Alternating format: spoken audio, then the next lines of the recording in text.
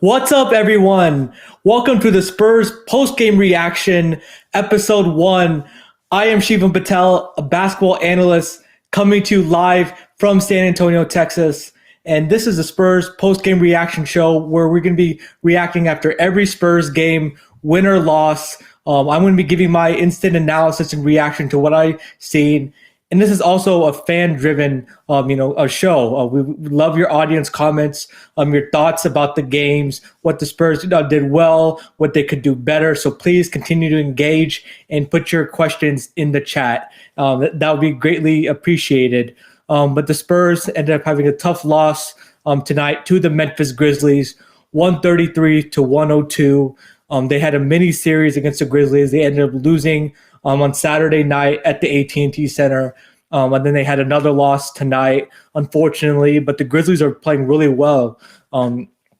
They've been on a really, much of a hot streak, after all the COVID issues that they had. They were off for like 10 days. They really improved as a team, got to get that extra work and practice in. And I think it really showed because right now the Grizzlies are on a 7-game winning streak. They're one of the hottest teams, in the NBA. They have the longest winning streak. They've had some good wins. They beat the Hawks, the Brooklyn Nets. So the Grizzlies have been a very impressive team, so far. And it showed really against the Spurs in this game. Ended up beating the Spurs twice. After Spurs beat them in the season opener, in December, the Grizzlies ended up stealing both games at the AT&T Center. And the Grizzlies, it's just all about shooting. They shot really well Saturday night. They continue that great shooting performance tonight. They shot 15 for 30 from three, which is 50%. They just dominated in all facets of the game. They had a 52-44 rebounding advantage. Spurs just couldn't get out any defensive rebounds. The Grizzlies got a lot of second chance opportunities, which helped fuel their offense. They also had 36 assists, so their ball movement was just amazing. They did a great job of moving the ball, cutting to the basket. They got a lot of easy looks. The Spurs really struggled on the offensive end to score, while the Grizzlies were able to just that motion offense, get a lot of easy layups, wide open 3-point shots that ended up falling. So major credit, to the Memphis Grizzlies. And I'm happy, for Coach Taylor Jenkins because, he was a former Austin Spurs coach. He's been part of the San Antonio system and now is the head coach of the Memphis Grizzlies in the second year. He's been a great friend. He was on the other show that I'm on, the Patel and Kumar show, as a guest multiple times. So I'm very happy for Coach Jenkins and seeing him do great things, with the Memphis Grizzlies. And he's really brought a new identity to this Grizzlies team, because before Coach Jenkins, was a coach, Grizzlies were more of a, slow tempo, grit and grind kind of team. But now, he's much more, fast tempo. Every time they get a rebound, a defensive rebound, they push the ball up the court, really put a lot of pressure on the defense, and that allows them to get a lot of easy layups and a lot of wide open threes. So I think, Coach Jenkins, I think, has been really instrumental, in the Grizzlies, not only having a successful first season, but also, playing well, in the second year. So Memphis Grizzlies ended up, getting this win, like I said. And let me just go over the box score. So in the box score, they were led by, Brandon Clark, the second-year player, who had 18 points. Also John Morant, who's in the second year, had 13 points. Dylan Brooks, their sharpshooter, also had a nice game, with 13 points. Xavier Tillman came in. He played well. They're big. He had 10 points. Gorgie Jang, who's like a stretch 4 kind of player for them. He had a nice game. He was making a bunch of threes. He made 3 3-pointers and had 19 points. So I think it was just an overall very balanced effort, by this Memphis Grizzlies team. And then on the Spurs side, DeMar DeRozan struggled tonight. He only had 14 points. But Keldon Johnson, I cannot say enough good things about him. He plays hard no matter the score, no matter the circumstance. He was just getting these tough offensive rebounds, putting his nose in the paint, getting fouled, finishing, his tenacious defense that he brings at every game. So he's just a great, just all-around player. He's still polishing up his skill set on the offensive end. But once he gets his skill set polished, I think he's going to be a very scary great player to watch, but he just brings it energy-wise every single game. Getting loose balls, fighting for rebounds, just doing whatever it takes for the team to win. And I think the one bright spot for the Spurs tonight was that Keldon Johnson ended up having a huge game. He just keeps adding to his career high. He had 25 points, and he's really emerging as a second-year player. And also he had 10 rebounds. And other than that, a lot of the Spurs players struggled on the offensive end. They just had too many turnovers. It's too much just sloppy play, especially both ends of the floor. On offense, it's just careless turnovers that allowed, Memphis to get a lot of easy transition points. Their defense was, horrible. They were allowing a lot of wide open threes, straight line drives to the basket. The Spurs, their defense has really slipped in the last couple of games. I know they were able to get away with it against Boston and against the Nuggets, but I think it really showed against this Grizzlies team, because they were really taking advantage of the Spurs' weak, interior defense and on the perimeter also. The Spurs try to go to a, 2-3 zone, or excuse me, 3-2 zone in the second half, but it didn't help because Memphis has great shooters on the outside. Desmond Bane was really stroking it. Dylan Brooks was making a lot of threes. So the Memphis Grizzlies just made the Spurs pay for going zone.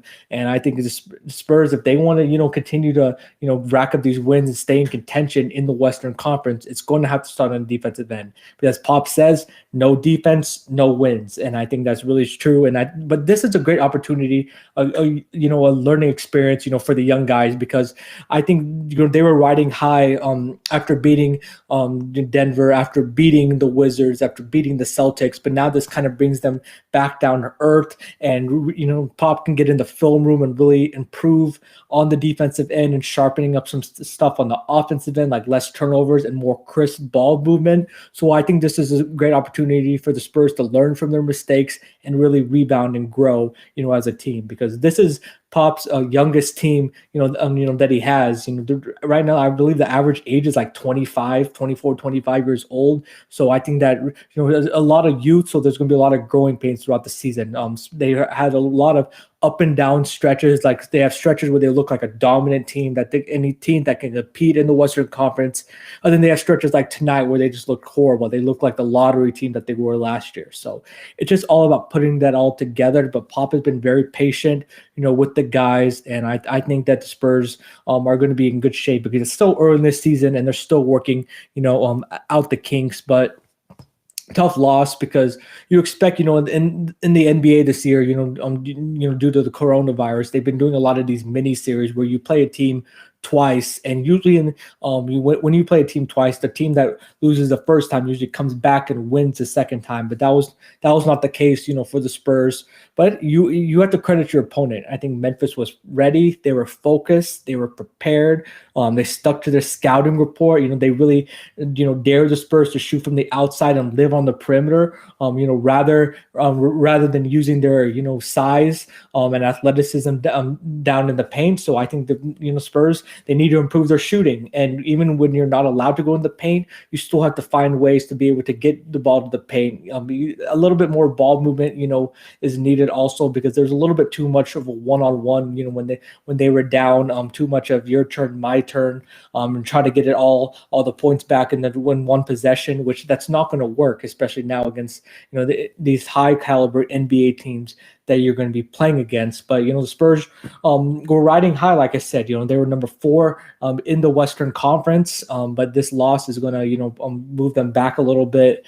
But it's just one game. I think they still have time to bounce back in the next upcoming games. And remember, guys, thank you everybody again for watching. And please, if you have any comments, please put them in the comment section below. And if you have any questions, I'll answer them. This is a fan-driven show. I would love to hear from y'all. Either your frustration from tonight, or what do you think the Spurs can do better moving forward in the next game. So please put it in the comment section below. But it's okay, because the Spurs, they've been struggling at home. That's been a recent trend. They've been much more sharper, much more focused on the road. It helps because there's no fans on that road environment, but at home, usually feed off the energy from the fans. So I think it's a little bit of a tough going. It's been like at the AT&T Center. But let's talk about the next opponent for the Spurs. So the Minnesota Timberwolves are going to be coming into town Wednesday night at the AT&T Center. And this Timberwolves team's been really struggling. D'Angelo Russell, they have him. He's a pretty good player. But their star, Karl Anthony Towns, has been out due to COVID protocols. They have a young team. They're not a very good team at all. They've been really struggling. They're going to be in the lottery again.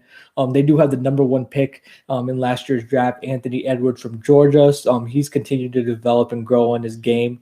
So let's see how this young Timberwolves team is going to come out and how the Spurs team responds. Two losses in a row, a little bit of adversity, because when you hit adversity, that usually allows you to grow as a team and grow character wise. So the Spurs cannot underestimate this Minnesota Timberwolves team because even though they're young and experienced, they're very talented, and we saw that a couple of weeks ago. They played a mini series in Minnesota at the Target Center, and the Spurs ended up dominating that first game, but ended up coming out flat the second game and losing. So they owe the Timberwolves one, and they need to come out and play really hard and go back to playing Spurs basketball, crisp ball movement, getting down low to the paint. I think they've been too 3-point happy, great defense. They need a little bit more ball pressure and allowing less straight line drives on the defensive end, and cleaning up the offensive and defensive boards, because they've allowed too many defensive rebounds against the Grizzlies.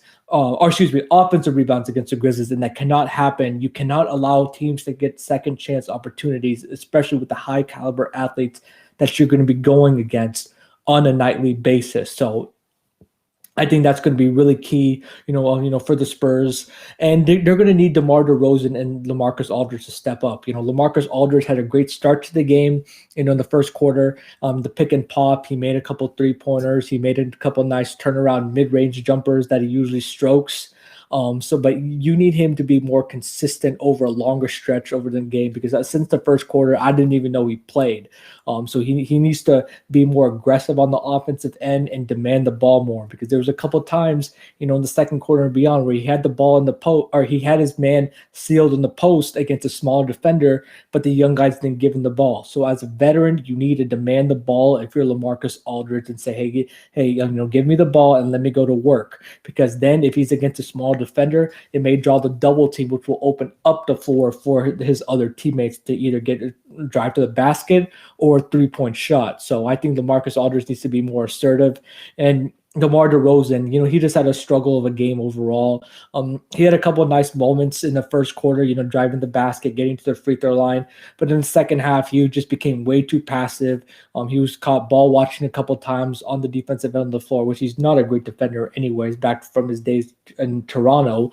But on the offensive end, I think he was being a little bit too passive, not getting to his spots, his money spots, which is a mid-range jumper.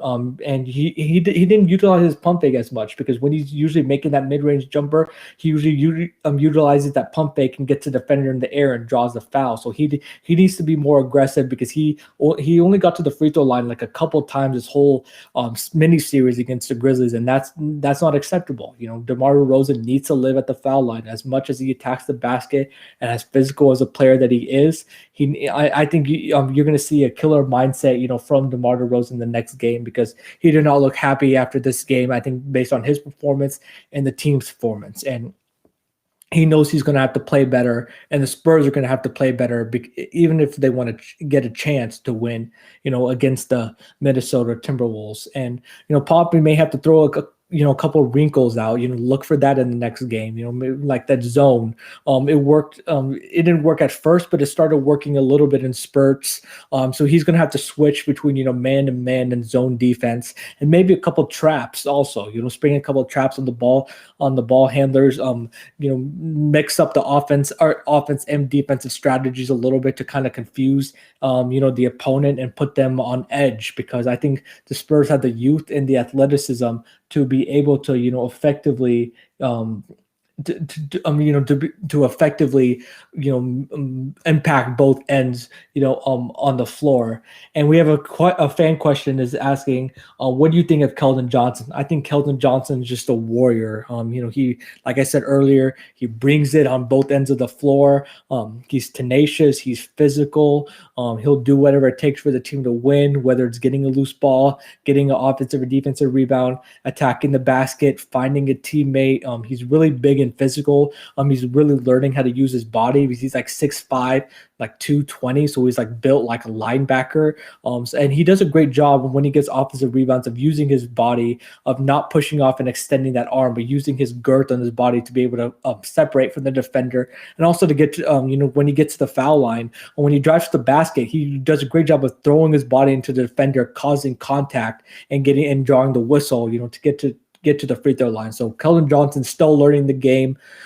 His three-point stroke is improving. He shoots it really high with a lot of arc, so he usually just swishes when he makes it. It usually clanks when he misses it. But if he continues to improve that three-point stroke and just improving his all-around game, his feel for the game, I think right now he's already a great defender, but he can take it to the next level because he has such a big body. He tries to gamble a little bit too much to the defensive end rather than just using his wingspan and using his body to really not allow the opponent to get by him. But I think I really like his trajectory. He's taken a nice step as a second-year player, and I think he'll only improve from there. But I think the Spurs are going to bounce back. They're going to watch the film, practice, make some adjustments, and be ready for the Minnesota Timberwolves, coming up, because this is a very important stretch for the Spurs, because they got the Timberwolves, and then they play on the road against the Rockets on Saturday. Then they got a mini series against the Warriors, who are playing a lot better, and Steph Curry is finding his rhythm again. James Wiseman is playing well, so it's important that Spurs get a confidence booster game against the Timberwolves before they have to head back on the road to play against the Houston Rockets. And again, that game is at 7:30 on Wednesday night at the AT&T Center. And I will be back for the Spurs post-game reaction right after the game to give my instant analysis again and to hear, all the fans' thoughts, about the game. And please, again, this is a fan-driven show, so please put your comments, questions in the chat section below. And thank you again, everybody, for watching. And remember to like, share, and subscribe